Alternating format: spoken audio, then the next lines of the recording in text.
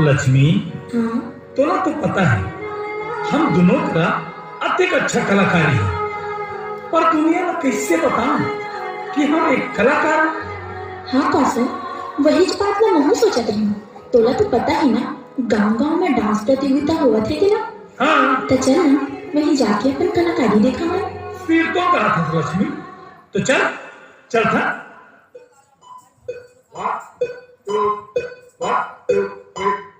मोरे मन के मीते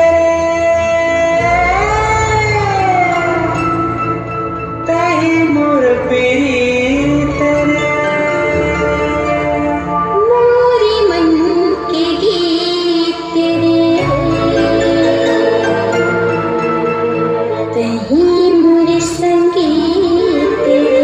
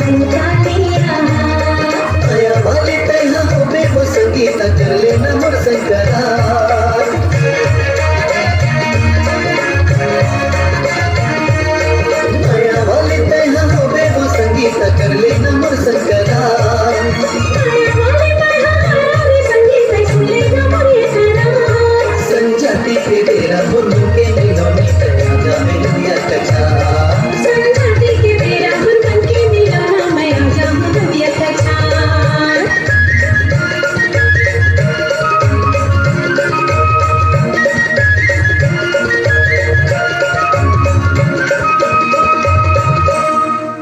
लक्ष्मी, एक बात पूछो,